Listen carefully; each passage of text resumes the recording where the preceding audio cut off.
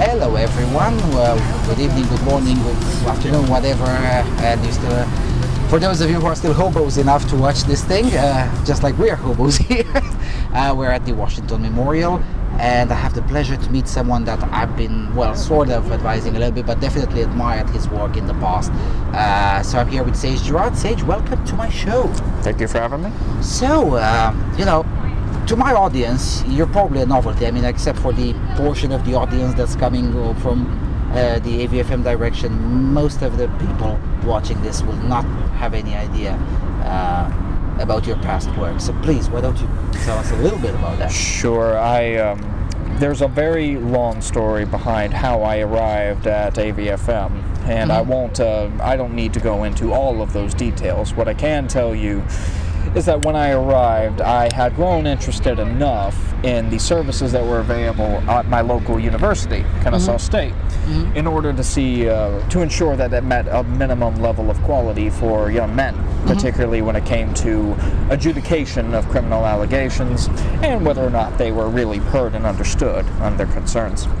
And when I was there, I came across this one service that advertised helping and listening to men called the Gentlemen's Club, which is a shady enough name. You would think it had other purposes, but when I went there, it was run by two researchers, and they were more interested in running it more like a case study. A case study. That is to say, you would sign up, and when you sat there, you had to agree not to socialize with any of the other men there outside of the group meetings. And I did not like that. I objected to that entirely. I said, I'm not going to give you that kind of power. That is actually pretty standard, though. If you were to go to a psychological study, typically they ask the participants to not do that. But the motivation I had was more, I guess you could say, holistic. I wanted to see more free-form advising and mentorship of young men, and I wanted to see the services available to them be as available as they were to the women on campus. So I ended up starting KSU Men. And KSU Men it was hard to say what exactly it was for at first, as always. Whenever you're starting something you're not really sure. I'll give a moment for that to pass.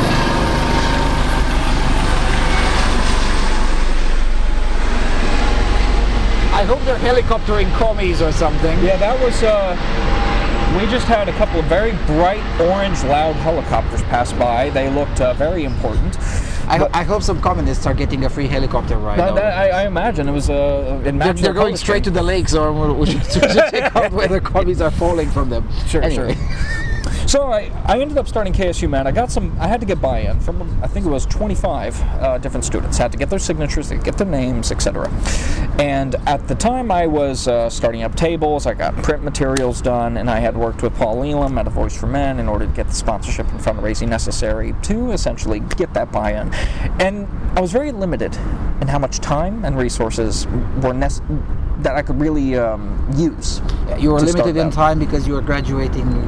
Well, this was actually very early in my time at Kennesaw. I wasn't pressed for time in that sense, but at KSU they had a policy that said if you wanted to start what was called an RSO, a registered student organization, and when you were trying to get that buy-in at 25 signatures, you could run 2 table events with their authorization on school grounds. If you couldn't get the interest in those 2 table events, that was it. You couldn't do that organization anymore. You had to start from scratch. So I did the table events. I got my signatures. I would ask people, right before the every class, and eventually got there, did a presentation, got it approved, and became a registered entity on campus. So great, we exist. Now, things got weird. When I was advocating for men on campus, this really came down to, well, let's bring it to rules for radicals, helping the people on campus follow their own rules when it came to what it meant to have equitable treatment of students on campus. One of the ones that caught my attention early was what was called the radical aggression defense. It was basically a rape aggression defense course taught by the Department of Public Safety. So on the taxpayers' dime. What's that? So on taxpayers' dime. Yeah, of course, it's all state funded. The idea of RAD, it's a national program they sell to schools, right? It's a training program. The idea being cops would come in and somebody would come in wearing this guy called the Rad Man would perform simulated attacks on students, namely women, in order to get them to resist aggressors. So it's a self-defense class. Yeah, it's a self-defense class. Now, they had a class for women and a class for men, but they taught very differently. The pedagogy was so different that it made me wonder why. What they did for men was, instead of teaching men self-defense, they taught them how not to be aggressors. The idea being, if you're a man taking this class, well, you have to worry about how to handle your emotions better, because you have to understand your capacity for aggression. You have to see... What are those helicopters again? But it eventually, I tried to contact the director of the program on campus, and she was a director of the national body too. She was pretty high up. She would not see me at all. I wonder why that was ignored the case. Emails. It was got the runaround for months on end, and I finally, I went to the course and I got somebody from KSU Men to go with me. We went there, we went through the course, we performed some of the motions that were necessary. They taught us basically that you have to do the kind of the crab walk, you don't cross your legs and when you're walking, and they taught evasive maneuvers. Mm-hmm. But your aggressors in these simulations were other men, always other men. And these were men that you had equal footing with. The idea was that you were never a victim in any of these scenarios. You were never really somebody who could be victimized. It was just a matter of, you had to announce that there was a misunderstanding. That is to say, the cops would advise that every time you get into a conflict, you always declare it a misunderstanding and just get out of there. Mm-hmm. Not to say that the advice is bad, but to say that the framing was still suspect. So I ended up going over to the director and I said, look, I need to go ahead and share what this really is, and I think I should file a complaint here with Title IX. Right? Mm-hmm. These services do not appear equivalent. I'm not getting the self-defense education I would expect. Yeah. Sorry for interrupting. For the Europeans watching, Title IX is an old piece of legislation designed, correct me if I'm wrong, designed to ensure equal representation of men and women in college sports. And over time, it became abused to mean there was equality of outcome in anything. Sporting events, that is, sports scholarships and things of that nature, was certainly an early inspiration of it. But it was certainly a matter of equal access to services. This was more the language that was used. So the idea being, if you had a service that was largely used by men, then the school would be put under additional pressure by the feds, essentially, to make them available to women as well. But of course, when it came to the other way around, it never really happened. And a lot of the times the excuse that's given for that, and I found this out when trying to make a Title IX complaint against RAD, that there was no guidelines. No demands and no guidelines. The demand in terms of in the market. That is to say, not enough men were demanding the programs, right? So they never bothered. But the idea being, if the government tends to be inefficient about these things anyway. Even if there's no demand, they tend to spend the money on it. Yeah. So, okay, then why not now? If you were going to be inefficient anyway, why aren't you inefficient here? You're not even consistently inefficient. So it was a strange state of affairs. But eventually, I started noticing more problems. Family services, such as psychological counseling, all of these things were made more available and had more services and money basically spent on the women, and the men just didn't get it. So I ended up going over to one of the assistant deans over at KSU, and I asked to see if we could get in a men's center to complement the women's center, for IPV, counseling, and prevention. And again, a lot of runaround. No real, with every attempt to institutionalize this, nothing really happened. So, okay, if we're painted in this corner, what we needed to do was increase the pressure. So this is when we started looking at more controversial means, more stirring the pot. And one of the things I did was I went out late one night. I had a bunch of stickers that A Voice for Men had, and these were square stickers that had a very fuck you adhesive on the back, very strong. And I went around campus, I recorded a video of just me putting the stickers up. And that caught attention, and this will come up in the story again later. And in sharing the message of, hey, look, we need to see more representation, I got more attention. More people started coming to the meetings that we had once every week. And eventually, the level of support was coming up enough that I thought, you know what, maybe it's about time that we start bringing some of the figures down and just basically showing more evidence that would indicate, hey, this is something that is bigger than this campus, right? Because this is a pattern, right? So I started getting a conference together, get Paul, Janice Fiamengo, and Karen Strawn, and Jonathan Taylor.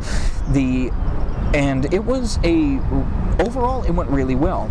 But then opposition started coming to a head.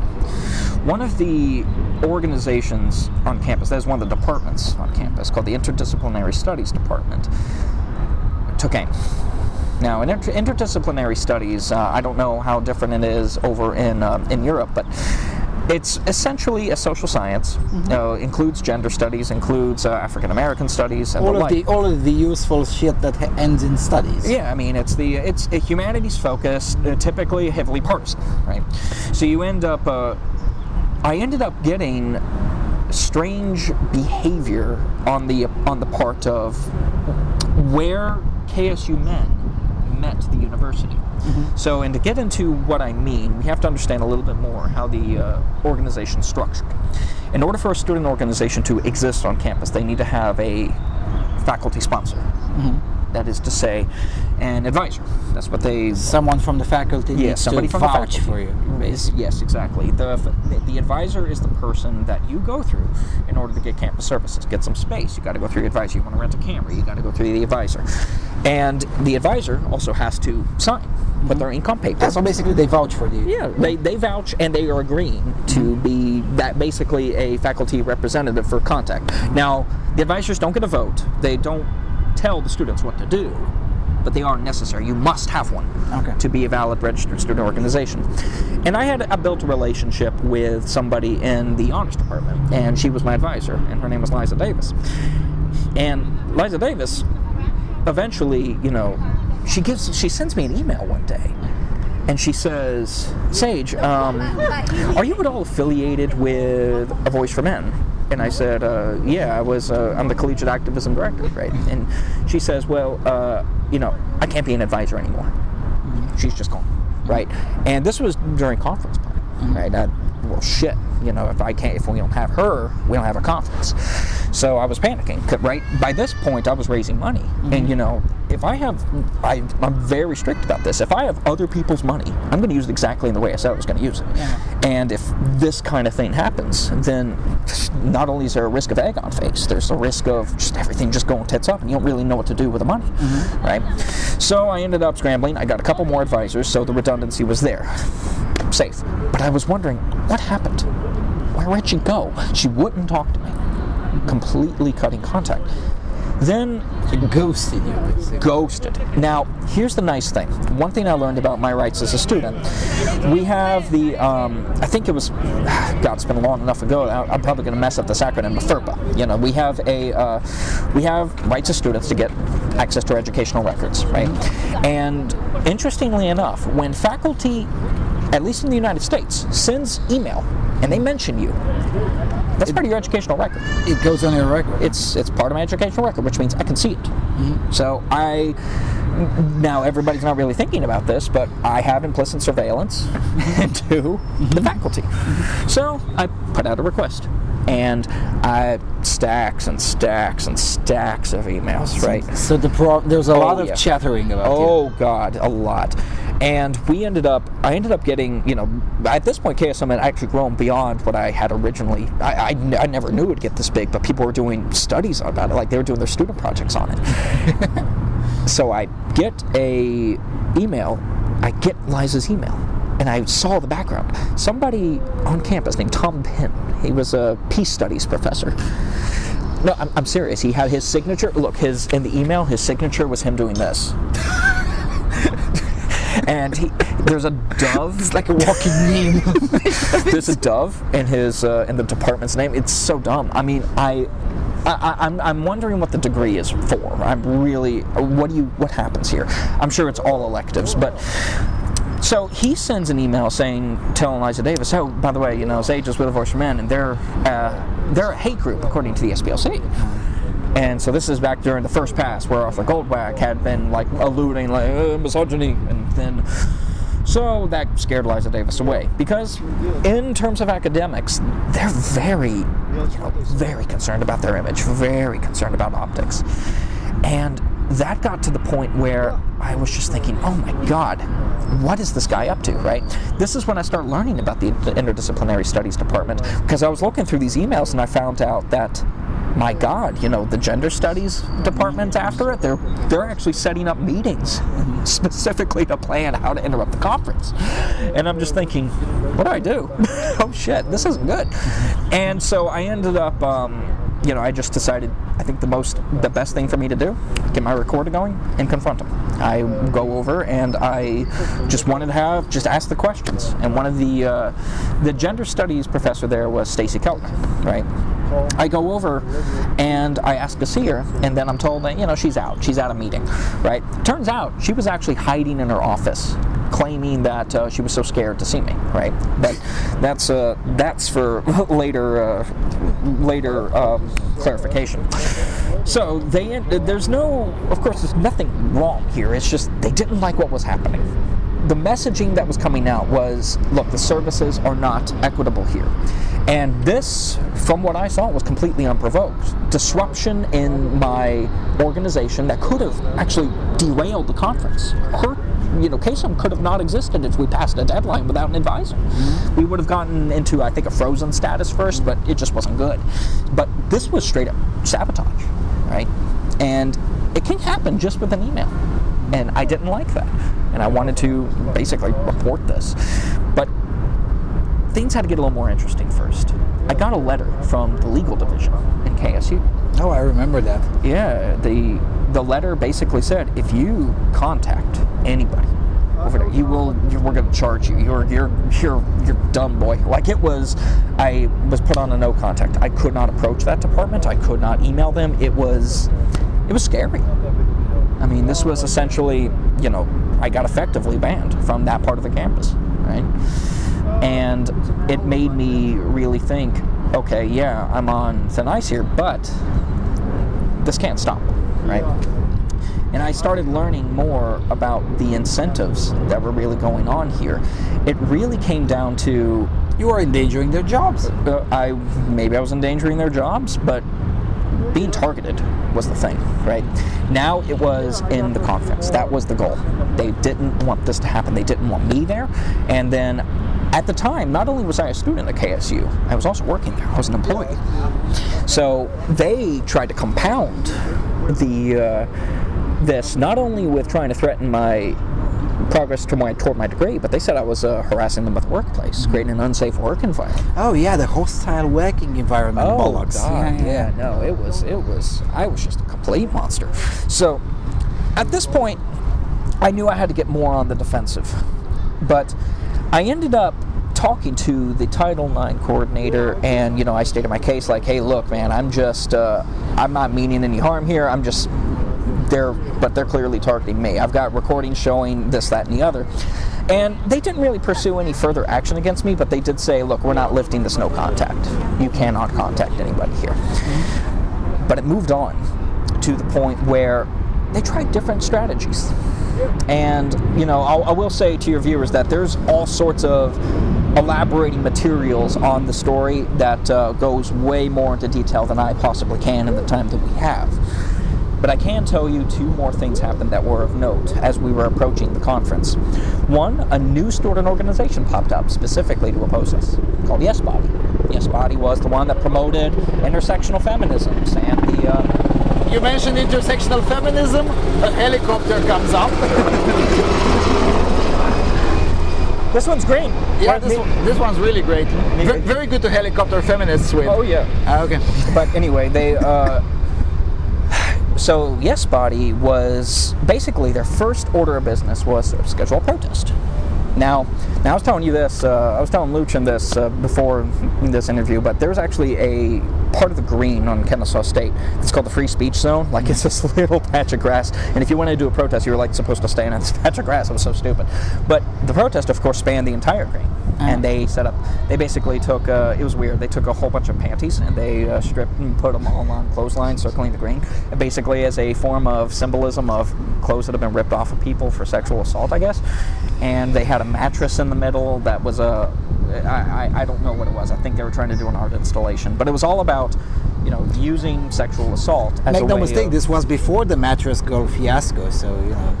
Yeah, was it? Well, I think it was, yeah. Yeah, well, mattress is a pretty heavy symbol then. Yeah. But they, this was, again, all before the conference, and I think it was meant to just basically say, hey, look, here is this heavily charged issue that KSU Men is not considering.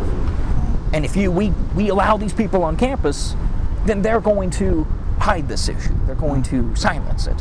And that was actually one of the allegations that ended up coming toward me, was that I was trying to silence gender studies on campus. Amazingly. So you can see that this was clearly spiraling. Then, on top of that, there's the police reports. That was when things started getting really hairy. Because not only was there the letter from the legal division, there was also the reports that came in from that, again, this open records request saying, hey, look, the cops got reports. Interestingly enough, one of the reports was from Tom Penn. He said that, because, you know, when I had saw that he sent that email to Liza Davis, I sent him an email saying, why did you tell her this? I mean, none of this stuff is true. And he immediately, from looking at the time of the report and the time of my email, he immediately went to the cops and said I was sending him harassing emails. What a bunch of pussies. Oh, man, it was embarrassing. And Stacey Keltner was actually saying that I had violent fantasies about raping and murdering women. Like, they were off the rails with their accusations. At the time, we didn't have the line, I wouldn't even rape you, because that would have fit the part. Oh my God. I mean, these were people who would say anything to... I mean, I don't even understand what they were really intimidated by, but again, it helps us in the end. It helped KSU Men, because the more tantrums they throw, the more they legitimize it. Mm-hmm. And I think that's one of the big points that to kind of show, going back to Rules of Radicals here, they are legitimizing. Yeah. KSU Men. They're legitimizing the effort, because when I was saying what started with basically, hey, look, the services don't appear to follow this, you know, narrative. What you say are supposed to be the rules for engagement between men and women, and what you say is equitable service here, right? Then it just spiraled into, yeah, well, now there's more than that. Not only are the services unequitable, but you've got people actively conspiring to silence an advocate from them. Yeah. So it's just, in a way, it made us unstoppable. Yeah. It has always been the case. Yeah. You know, the best, especially with the ideas that we promoted, the best recruiters tend to be the fringiest portions of the opposition. I mean, nobody recruits better than the far left. This has been true for a long time. But, you know, basically you discovered it straight on the field without preparedness. Right. You discovered straight on the field that there is such thing. Was winging it. Yeah. There is such thing as rules for radicals, and there is such thing as agitation. And that was the thing. I didn't even know about the book, right? I didn't even know about that somebody had already mapped this out.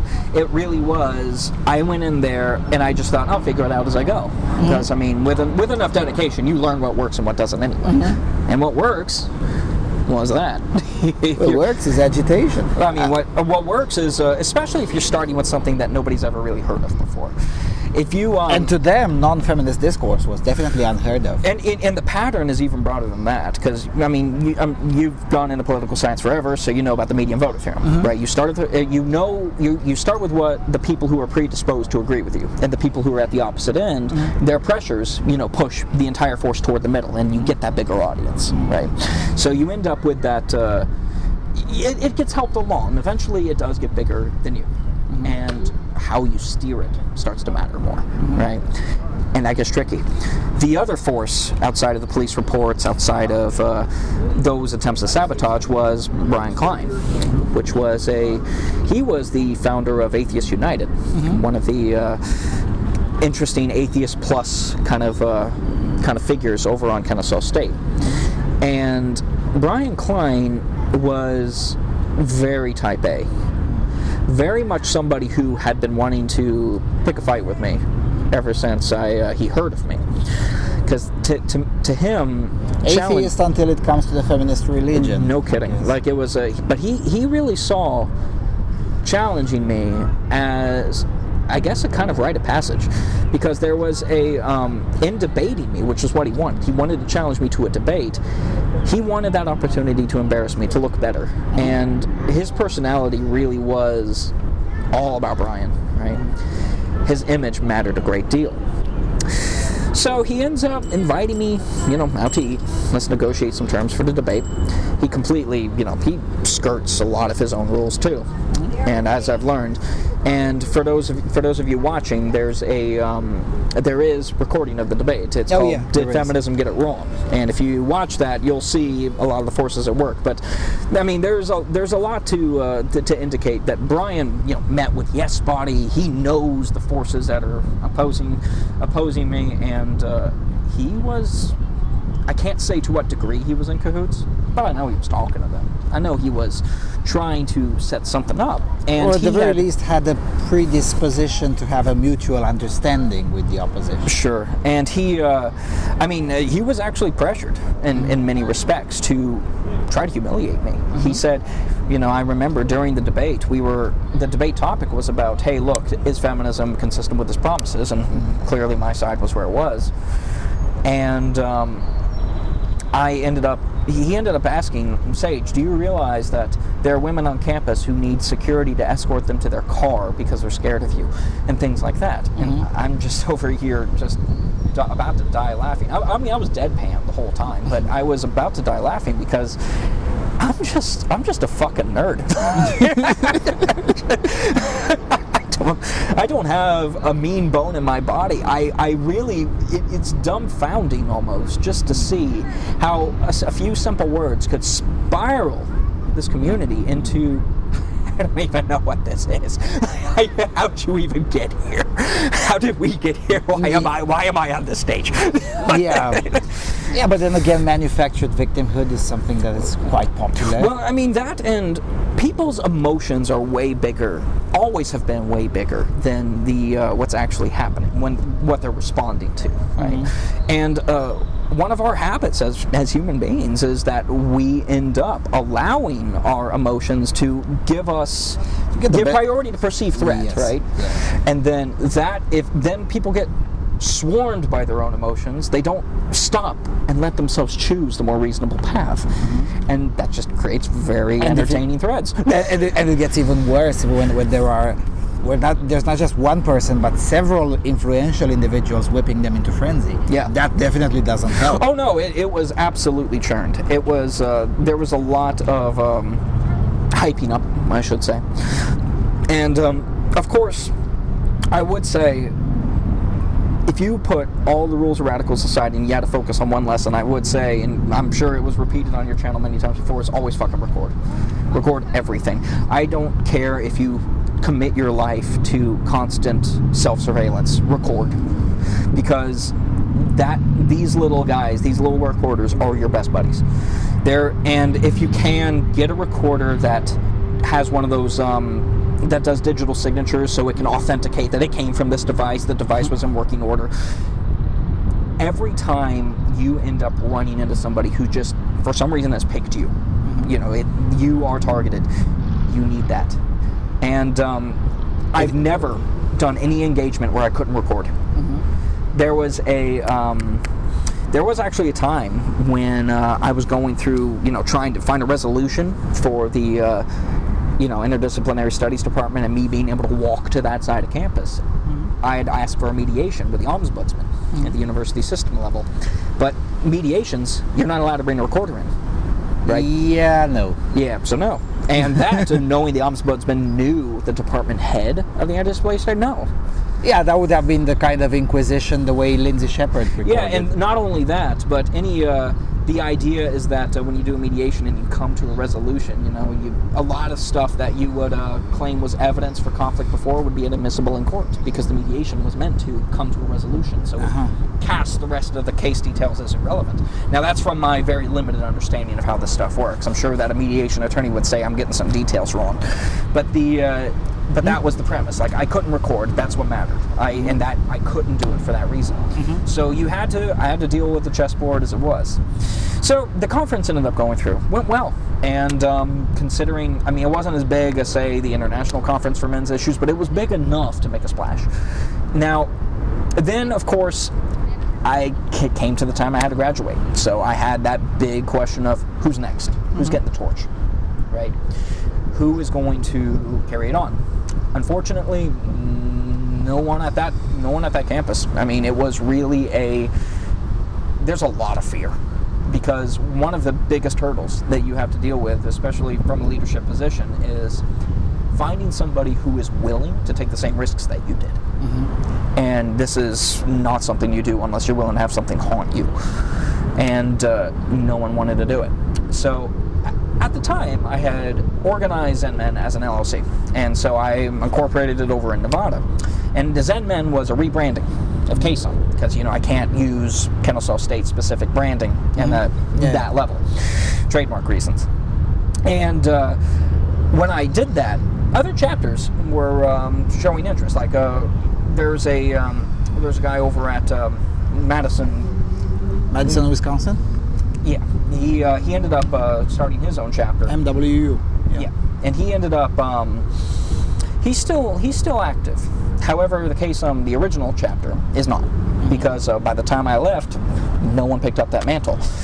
And so the organization, I would say, is still alive, but it's nowhere near what it was in its heyday. And I think a lot of that has to do with the number of people out who are willing to drive that message are vanishingly rare. And it's very hard to convince somebody to carry on the act. And this is, thankfully, it's not too unusual either, because student organizations tend not to live beyond the original founders. That's actually a common pattern in all student organizations. The ones that live for a very long time tend to have a very popular theme, like an anime club or a movie club, because everybody loves that. You can, and it's easy to just kind of have that as a resume filler too. But something like this, no. And you may as well just consider it done after the original chapter. So over time, I kept reflecting back on and all the different attempts, all the different vectors that were attempted to kind of just destroy the organization, and all the way down to trying to remove the advisor, which was the biggest tactical advantage. And if any of you watching this are trying to figure out a way to start your own thing, get 5 advisors. Get 5 advisors. Get 5 redundancy. Don't allow single points of failure in your organization. That's the big thing. Single points of failure, that's your weakness. Yeah. Protect those. So if you have those guarded, and you have people you really trust and who have real buy-in, they're the people who are going to back you. They're the people who are going to go record things for you. They're the people who are going to put your flyers up. And we had that, and it was wonderful. But that was over time. What really matters is, while you have the public's attention, how do you drive it? How do you get as much attention as possible? How do you institutionalize as many services as possible? And that brings me, obviously, to the big question. Were we effective? Did we end up getting some of the things that we wanted done? And not as much as I'd like, that's for sure. But we did get a lot of scrutiny for RAD. We ended up getting a, when the director of RAD had that much pressure put on her from just the things that had happened, it escalated to the national headquarters, and their program did go through revisions. Fantastic. Again, not where I wanted it to be, but even just an inch matters a lot, getting an inch. Then there was it still had the overall narrative. That's why I consider it ultimately a failure. Still had the narrative of men as aggressors that need to just calm down a bit. That never really sat well with me. But I think it was Bob Maddox. Yeah, Bob Maddox, the assistant dean that I talked to, they still had plans for putting in the men's center as a result of our advocacy on campus. And the status can be checked on from their programs. There's public records for that. I haven't been following it since, honestly, I got into my own career. For me, it was a student organization, and I wish it got bigger, but it got big enough that we got national attention, and I'm proud of that.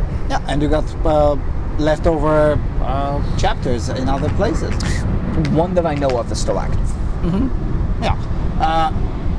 Where do you think you've made mistakes Oh, plenty. I mean, it's for one The thing. biggest ones. Let's say the top 2 biggest mistakes that you think you've done in your agitation. Well, I would say certainly anything where I gave people ammunition that I didn't need to give them. Right. I was criticized a lot for, especially for the stickers. The stickers that I put up around campus, because I did include stickers in places where I wasn't supposed to put them, and that hurt my credibility in some places. And again, they're stickers. In the end, you can remove them. Even if they did have strong adhesive, just scrape them off.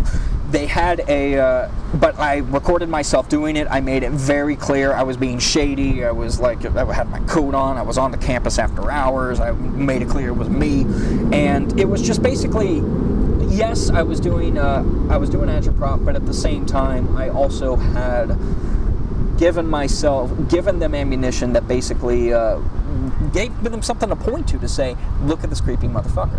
It gave them ammunition for their own agitprop right back, and it just slowed me down a bit more than anything. Then there was you should have at that time just but the point is that you videotaped yourself, because otherwise you could have just turned it around and said, I didn't put them, who knows who have. I mean, Sure. those stickers are public, a matter of public Creative Commons, so Sure. anyone can print them, so I didn't do it. Sure. It's a it really Seriously, did. in the future, that's what you do. Even if you put it yourself, always deny. That's what they do. Not joking. I mean, there's a lot of things that I did that nobody even begins to suspect. And whenever they point out to me, I'm like, you're insane. I wasn't even there. No. Well, Who I mean, knows? it's so plausible deniability helps. It's outside of that, I do think that mistakes. I mean, Or things that starting back you think you could have done better. And Sure. I'm thinking I probably would not have spent so much time on distractions. That is to say, a lot of the things that I had interpreted as threats to the organization weren't. That is to say, in the end, the no contact. I was about to tell you that. Yeah, that was not really a threat. That was not a practical threat. That was. There was nothing they could do if you had violated that bollocks. I mean, it was one of those things that, yeah, if I had done the persistent thing where I'm banging on their doors and Yeah, that's a different thing. Yeah, but I mean that's not what I was going to do anyway. I wasn't behaving in a way that could have invited enforcement. Yeah. So focusing on that in ways was just time better spent elsewhere. I think that's about it. It was really a matter of getting distracted. So it's about staying on message. I could have done a better job staying on message and just not inviting avoidable trouble. That's basically it. Yeah. Your organization inspired more people than you can imagine. I mean, think about it this way. You were doing this one was in 2012, I think, 2013. I think that's when I started, yeah. Something about that, right? So that's 5 or 6 years ago. 5 or 6 years ago, there was no such thing as Turning Point USA. There was no such thing as the Dangerous Faggot Tour. There was no such thing as the Ben Shapiro Tours. Sure. There were no such thing as these things that do exist now. Right. And at the time, there were very few people willing to try this in the field. You were one of the few people that tried this in the field with the successes and failures that necessarily come with a trial and error process, because, politics is not entirely an exact science, Sure. although some things are exact science. But, eventually, I mean, some of the people that are now involved in things like Turning Point USA, they've looked up to your story, and some others, some of them, theoretically I don't know them, so I'm not going to mention them now. Sure. But your organization inspired a lot more people than you can think of. Well, that's one of the things I'm proud of. I mean, I will say that I wish that the splash, I guess the time between KSU Men ended and more things began, I wish there wasn't so much of a gap in between, since keeping that momentum going was one of the things I wanted to see. But I'm very glad that the pioneer work made it easier to do it again. In the end, that was really what mattered. And it didn't just end with, it wasn't just limited to KSU Men. I mean, A Voice for Men and CFM and many other organizations at the time, they took that very big just no pretense approach, right? The way that agitprop had worked was made it very easy for people to look at it and say, I could do this too, right? Even if they had their own way or they disagreed, they still spoke up. Now, I will say that one of the things I wish that isn't easy now, but I wish becomes easier soon, is for people to do that in person more. Because a lot more people are becoming content producers, right? It's safer to say have an anti-feminist narrative. It's safer to have an anti-left narrative online, often behind a pseudonym. But people still won't talk about that at the dinner table much. They still won't say that in the middle of a classroom. They won't say it in a town hall. It's very few people are willing to do that, and I wanted to see that get de-risked. This is why I'm pointing to things like Turning Point USA. I mean, they're actually doing it. And they're working. Yeah, I mean, they're over 1 million members already, and they're doing it exclusively campus organizations. So, well, they still have events that are tailored to the messaging, right? I'm sure they still have to fight tooth and nail to get their space.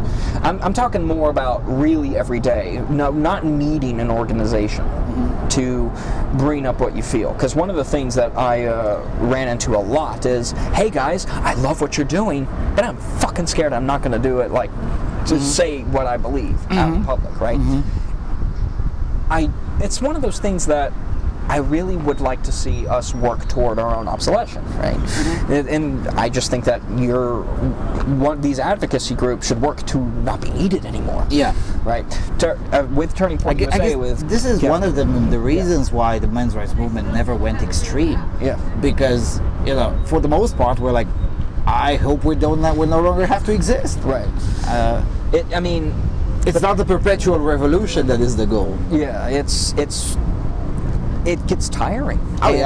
Especially having the silent majority, which I know that we have. A lot of people who know what they need to say, but they still need to have, dare I say it, our own safe spaces to say it.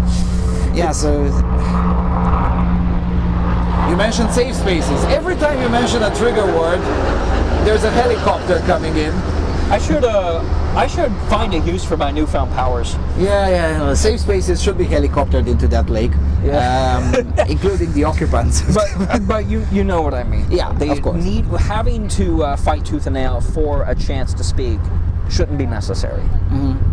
Especially in this country. Yeah, I mean, even now. I mean, this is one of those interviews right now that when it goes up onto YouTube, it'll be one of those things that if I ever am, I'm out at a family event or I get a job interview, if somebody points to this video, I'm in trouble. I mean, but I had to accept that as part of the cost. Yeah, I was about to. This was my next question. Were there any negative effects afterwards, after you've graduated? And if so, how significant were they? Enough to have job offers rescinded.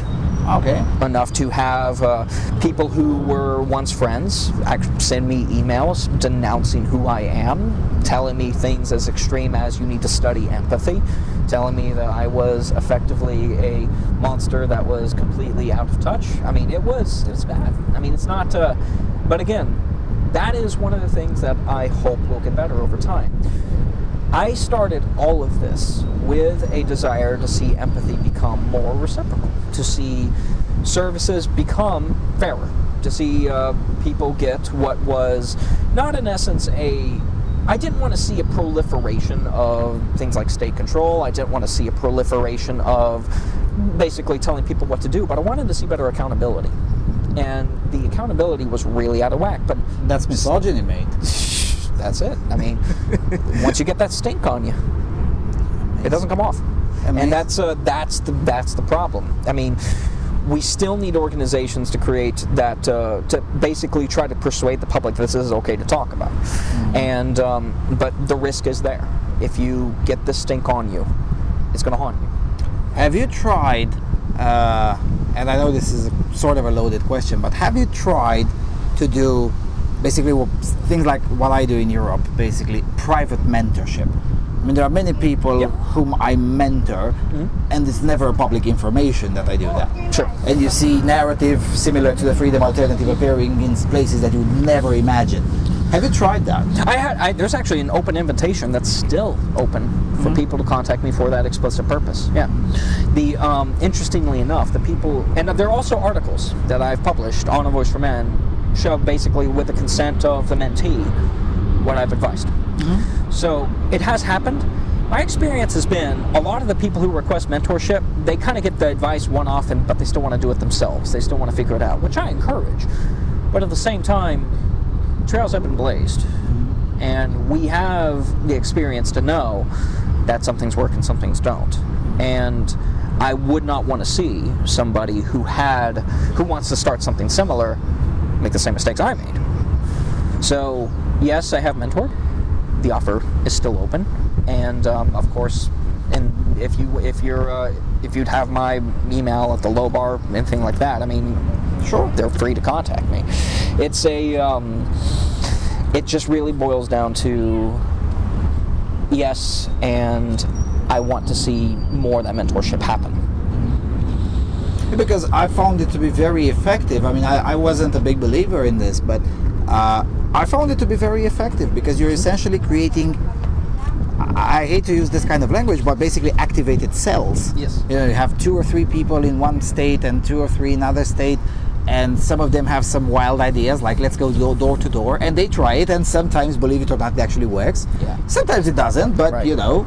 But you have boots on the ground. Yeah, boots on the ground, and as long as you don't try it, there's no way to know whether it works or not. Yeah. So you know, I've come around to the idea of mentorship, and maybe it should be tried a little bit more. So yeah. Since then, have you gone deeper into the study of agitation and in the study of subversion? Yeah, one of the things, I started getting more local though. One of the things that I realized that once I got out, I started focusing on my career, focusing on myself, and I built more of the normal wage slave life. But there's I wanted to get more local in the politics because it's easier to influence local politics. I mean, and you can focus on it and you can moonlight it.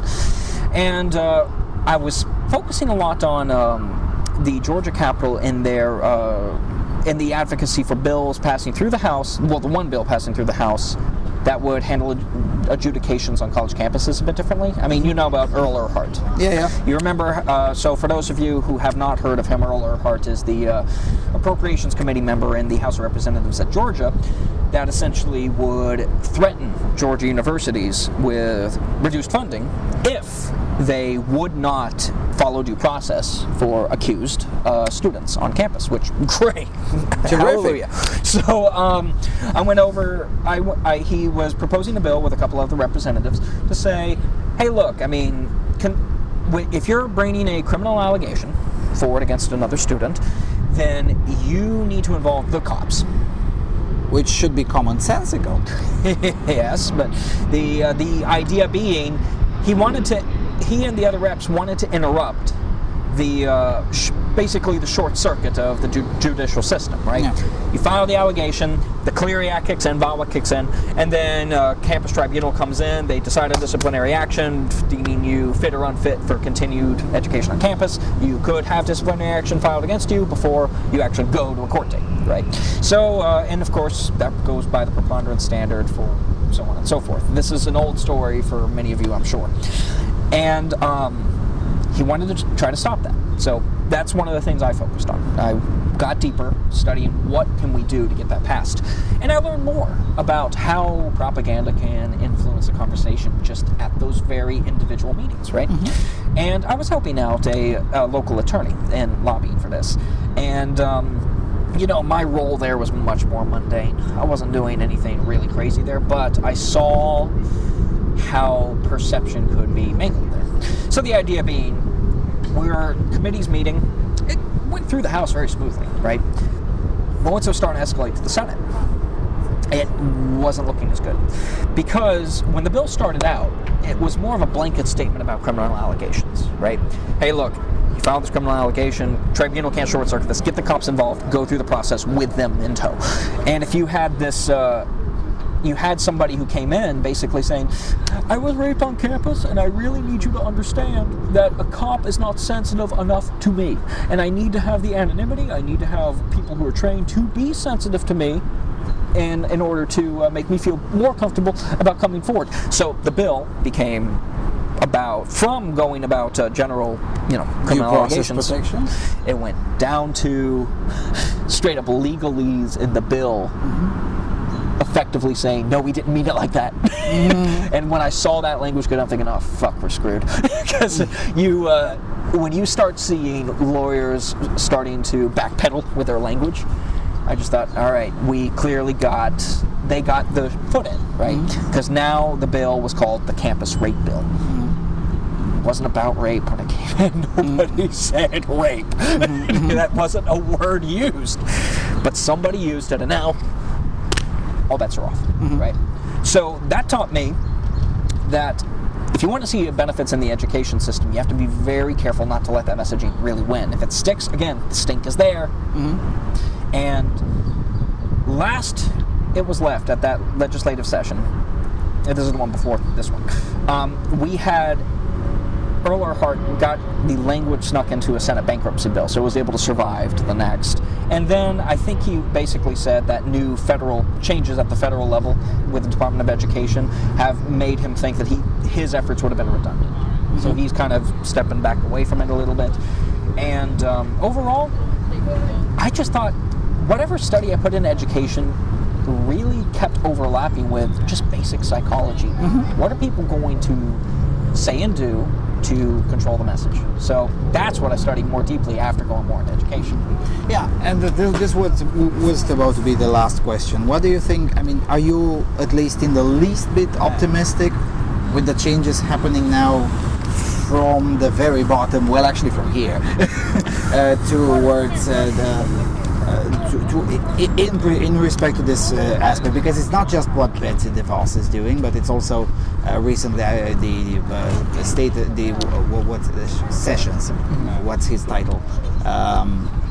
He's preparing to file a lawsuit against, I guess, Harvard for discriminating against white students. Then there is another guy, a lawyer from New York, filing a lawsuit against Yale for discriminating against Asians. So some of these things will end up either in Supreme Court or at the very least at the Department of Education. Some of these changes are going to happen one way or the other, kicking and screaming, some of them. Sure. Well, it's going to be kicking and screaming. You're right. You're definitely right on that. Are you optimistic a little bit? Or? I would tie my optimism somewhat. I will say somewhat. Now, I will also admit that I don't follow a lot of what's happening on the federal level enough to give intelligent commentary on it, so I don't want to pretend to know something I don't. What I will say is that my optimism is very deeply tied to what's been bothering me all this time, is do you, the person on the ground, boots on the ground, are you willing to take a risk and say something that would risk the haunt, something sticking to you? I mean you, the viewer, are you going to say something at your next town hall? Are you going to say something outside of a comment section or anything that would risk people looking at you and you feel that fear? Do you speak truth when your voice shakes? That kind of thing. My optimism is tied to how many people do that, how many people take that risk. Because the more people do it, the easier it is to do. Yep. We're already seeing some of that. We already saw that starting an institution and showing that a model can be repeated means organizations popped up. Very glad to see more movements and organizations pop up. Individuals. I want to see more individuals just freely going about speaking their minds about this shit. Yep. Without any fear of somebody who washes their hair with Skittles running their life. Skittles. Yeah, because at the end of the day, this is even an AVFM story, and that's going to be in the next video when I'll have Paul here. It's the same thing. I mean, it started with a lone voice in the woods. It was a personal blog, and before you know it, there was a huge blog, and then it was like a magazine. And nowadays we see Vanity Fair using our language in their headlines, non-ironically and without scare quotes. And this is actually, it's going to change the psychology of everybody a bit too, because agitprop is effective because anger is the viral emotion. If you want to go viral, if you want to get heard, piss people off. That's how you do it. It also is having an effect. I think a lot of people who find themselves more moderate or more risk averse are actually backing away from a lot of this stuff more. They're trying to avoid agitprop the same way they avoid pop-up ads. But If you find a way to capture their attention, and during that time you feel that there's less risk in them just speaking openly about what they believe, again, that's tied to my optimism. My experience says that the moderates are pretty much useless because they're just followers. Well, if you manage to turn around the narrative, they'll just follow you anyway. Well, that's the idea behind that median voter theorem, right? If you can win the middle, you win, period. And the middle being full of the moderates, people that you can use as a constituency, as your useful idiots. Yeah, well, essentially. If you wanted to, those that are, I would say that a lot of the people who sit in the middle, it's not so much that they're idiots, it's more that they are fearful. Seriously, like they want to have as little involvement as possible. Just in terms of silent majority. A useful idiot is a technical term. You mean a technical? Coined in agitprop by Lenin himself. It was basically, it was not saying that those people are necessarily idiots, but in the sense that they're useful, in the sense that they have no idea what the greater agenda is. So that's why useful idiot. Oh, so you're actually using idiot in that context back when it was a psychological term. Yeah, got it. All right, so I was going by connotation. No, I'm going by, if you're going denotatively, basically that. Yeah, because I try to create the technical framework for the people watching. Okay. Because once you understand the technical framework, then it's just basically the same thing all over. And it can be replicated for almost any type of message. And that's the wonderful thing. Be aware that on university campuses, harder to replicate because the original founders tend to be the people who keep the organization alive. In making it repeatable, have somebody to carry the torch. Maybe, and this is going to be a subject for another time, but maybe it wouldn't hurt if the ones who will try it soon enough will spend some of their resources in trying to raise the next leader. As in, for instance, let's say I'm the first year sophomore, I think it's called in the United States. Let's say I'm sophomore now, I'm funding a student organization for, let's say, non-feminism. My friend is in the 10th grade or the 9th grade. I'm gonna groom him. And then when he'll come to the same university, he'll automatically take over. That's something that should be attempted. I don't know if it works. I've never tried it myself, and it's too late for me to try it myself. But I think it could work. Yeah, I mean everything. And again, I'm sure we need to groom some of this. Well, you got to make everything generational. If you make it generational, then it sticks. Yeah, because nothing is transmitted genetically. In this kind of, I mean, in the Dawkins sense, like the memes are like genes of ideas. But still, I mean, freedom needs to be retaught every single generation. It's to present day, the current year is a good example. I mean, how the hell did we get here with all of those freaks? And if I were doing it, the generational lesson I'd have is about accountability. If you teach somebody that they need to notice the rules that are at play and trying to have the world follow these rules in a very sensible way, and then ultimately they'll realize the fewer rules you have, the easier things become, then they'll automatically gravitate toward, I think, doing the right thing, starting the right organizations. But it's a very difficult lesson to teach because it's nuanced. Yeah, it is nuanced, and again, there haven't been enough people in the last, I would say, 40 years at the very least. At least trying to transmit this message. I mean, it's fucking hard. This morning I landed here on the Ronald Reagan airport. Well, Ronald Reagan, they didn't call him the great communicator for nothing. Right. He would communicate very well, but after him, who was a good communicator of the ideas of liberty since 1988? I haven't even heard a speech themed around liberty in years. Yeah, it's not really. Yeah, not really. I mean, not at the level that would influence millions of people at once. Sure. Not at that level. I mean, of course, there have been a lot of them and all sorts of think tanks and whatnot. Sure. Not to discredit their work. I mean, I like the people and what they do there, but overall, there hasn't been and we don't need just one great communicator. We need about 1,000 of them. That and something that adapts well to a perpetually distracted culture. I mean, when it's very easy to just co-opt a message and just get people looking at something else. Yeah, and let's not forget we live in the age of a short attention span. Yeah, I mean, this particular interview is going to go for about 1 hour.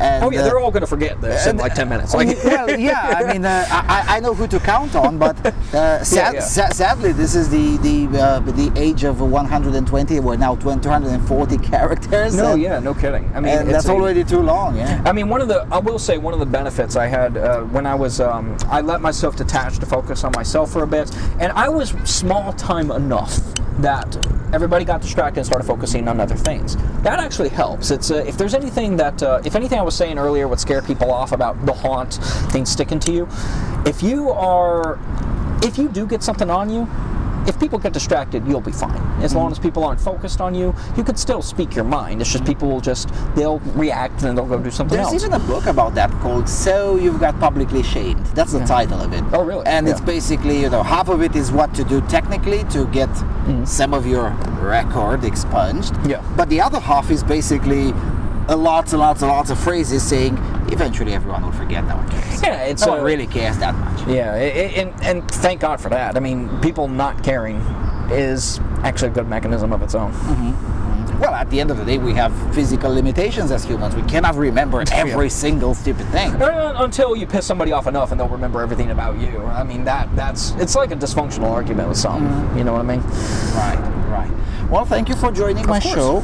I hope those who got to watch and listen to us, and especially listen to you, got to learn a little bit, because that's the reason why I wanted to do this interview, and I was very glad when you told me that we're going to meet in DC, because we need a lot more practical experience on these kinds of things, and maybe we'll get to replicate some of that in back home in Europe. Of course, and for those of you watching, if you just search for Sage Gerard and A Voice for Men, you'll find plenty of stories, some good, some bad, but plenty of details about what happened if you want more elaboration. Yeah, I'll have some of those links in the description box, and with that being said, I guess we're gonna shut this down and we're gonna have some beers. Fantastic. All right. Thank you for so much, coming, man. Sage. Appreciate it.